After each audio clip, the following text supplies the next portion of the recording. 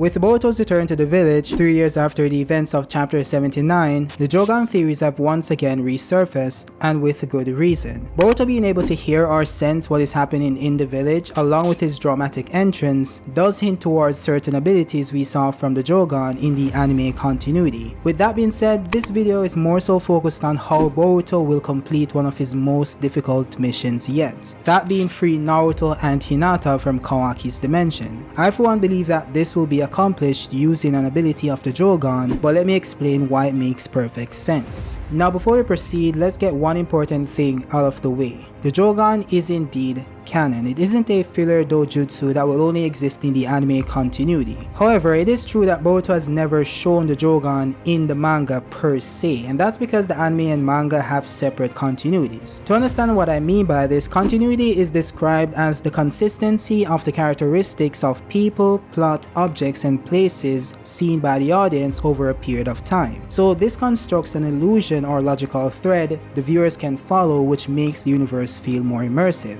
Now the issue with Boruto is that it does this in a very unconventional way. As explained by the illustrator of Boruto's manga, Mikio Kishimoto, the anime is being structured to avoid overtaking the manga in future years. The two mediums are telling parallel stories, and the entirety of the anime should still be considered canon. This simply means that the story told in the anime and manga runs parallel to one another with different narratives, yet they do intersect at key points in the overarching story. This stance was later backed up by the weekly Shonen Jump editor-in-chief Hiroyuki Nakano, who said that the manga and anime are in essence two versions of the same story that develop differently to arrive at the same narrative conclusion. The manga and anime are two distinct blocks, but in order to not oppose each other too much, they choose to take different paths and then intersect at the same point in the end. What this means is that the events of Boruto's anime are canon to the franchise itself, just not in the same continuity as the manga. However, at key points, the story will intersect and come to the same logical conclusion.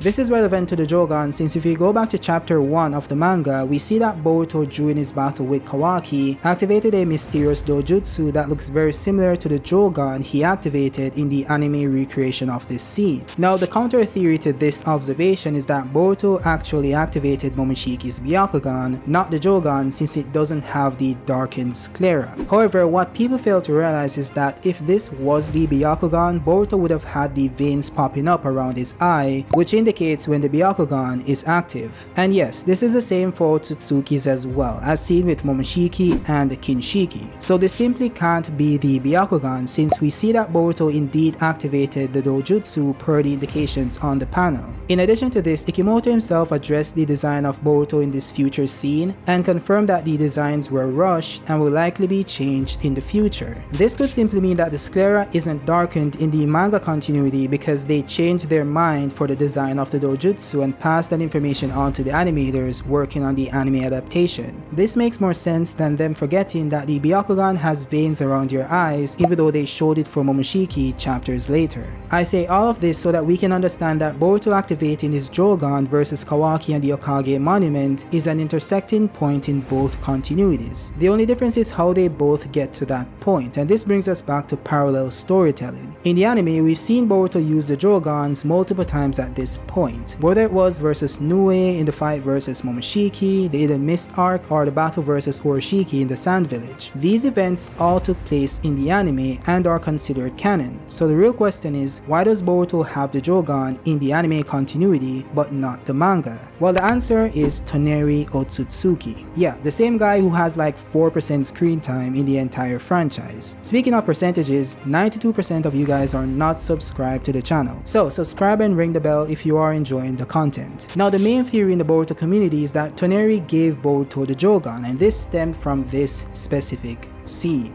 You may believe that you made the very first move because of what you did to that woman's son.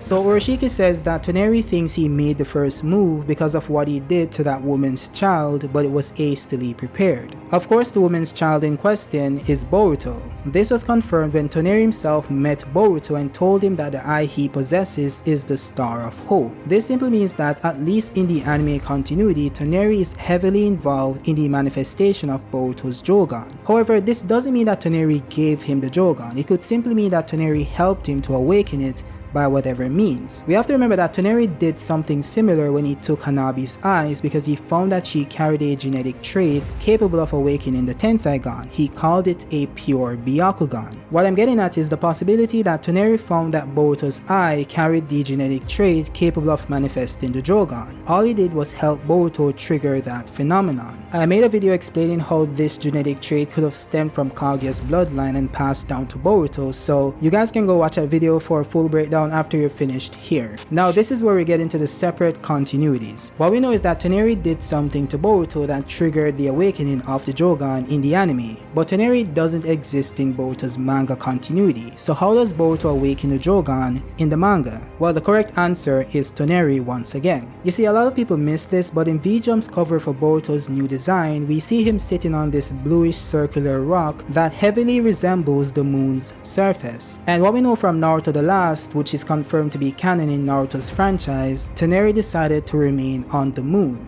So what this implies is that during the 3 years away from the village, Boruto possibly visited the moon for whatever reason and met Toneri. So this is what the Shonen Jump's editor meant when he said that the manga and anime are two distinct blocks, but they choose to take different paths and then intersect at the same point in the end. So while Toneri assisted Boruto with awakening the Jougan in both continuities, the difference is that he did it much earlier on in the anime continuity. So the endpoint of Toneri awakening Boruto's Jougan remains the same, but how they get to that point just manifests differently in both continuities. This leads me to the recent chapter where Code told Sarada to scream so that Boruto could hear her and come to her rescue. This might seem like a typical villain tactic, but this only works if the hero you're trying to summon has super hearing, which Boruto doesn't. So why would Code feel that Sarada screaming for Boruto would get his attention and summon him to the village? Well, if we go back to the Academy arc in the anime, we see that the Jougan allowed Boruto to see across dimensions and also hear what everyone is saying on the other side.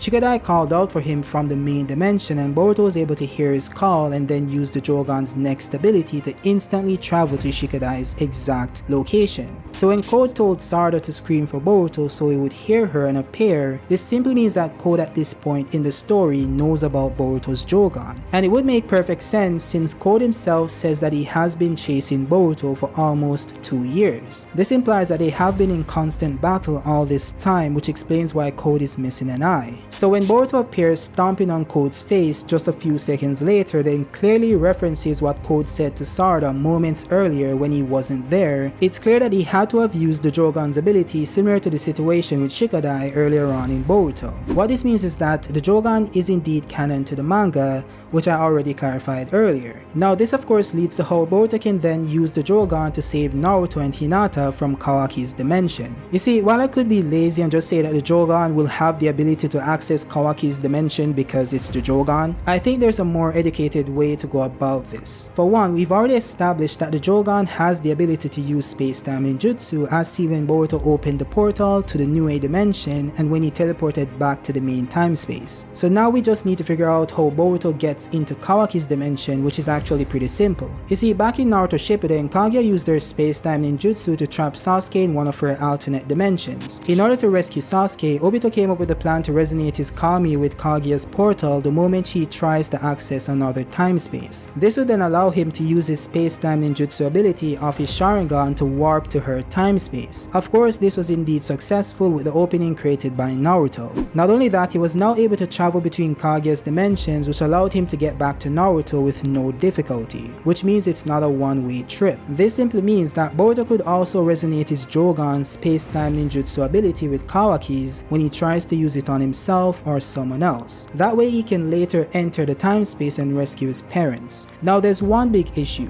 Time doesn't flow in Kawaki's time space, so Boruto would be instantly frozen upon entry. So as you can see, Boruto getting into the time space is kinda the easy part, but actually being able to move in the time space and actually saving his parents will be the difficult part. However, it is possible that Boruto might be immune to the effects of the time space itself due to Momoshiki's ability to stop time. I say this because after getting revived using Momoshiki's data, Boruto is no longer paralyzed when Momoshiki triggers this phenomenon. This is proven to be the case when Momoshiki triggered the ability after Boruto left his house to go meet Shikamaru. We actually see that Boruto is able to turn around and move his entire body even though the smoke, which implies that time has stopped, is still still on the panel. Not only that, Boruto is able to move from point A to point B while time is still frozen. What makes this very interesting is that after the smoke goes away fully and Momoshiki leaves, Boruto is now in the new location he moved to while the phenomenon was in play. What this actually confirms is that this isn't just something happening in his mind, since if it was, Boruto would still be at the door since that's where he was when the phenomenon initially occurred. And if he was speaking out loud, Hinata was right behind the door and would have heard him shouting at Momoshiki. So to anyone who is not Boruto, it would be as if Boruto teleported to that location if they were able to perceive it in the first place. This is pretty insane since if Boruto is able to control this phenomenon by forcibly summoning Momoshiki to the physical plane, he should also be able to ignore the time stop ability of Kawaki's dimension in theory. Or maybe Boruto doesn't even need to summon Momoshiki in order to use this ability. I came to this conclusion due to the events of Momoshiki reviving Boruto using the data of the Karma Seal. I now believe that Boruto might be able to wield this power as his own. You see, as Boruto points out in the manga itself, he feels as if he can channel Momoshiki's power better now. We actually get to see this manifest in the form of Boruto being able to move while time is frozen. He's now even able to use Momoshiki's Byakugan to see into the future, and he's even able to communicate with Momoshiki telepathically. Hell, we even see that Boruto is now able to see and interact with Momoshiki in the physical realm without needing to stop time. They've basically become one entity. There's also the fact that Boruto is now one with the Karma Seal itself. We can see that there's a clear difference with how the Karma Seal changes Boruto's DNA to Momoshiki through the natural process of extracting karma, as opposed to the black marking on his chest after Momoshiki forced it to repair that area of Boruto's body. That, along with Boruto now being 100% pure Otsutsuki, could allow him to manipulate the karma's power in the same way Momoshiki did,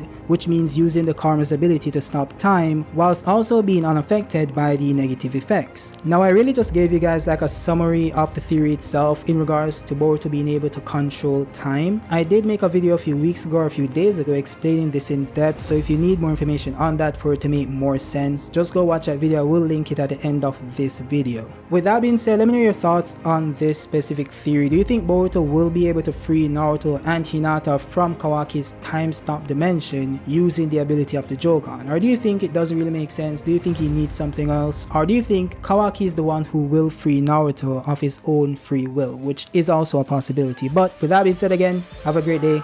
Peace out.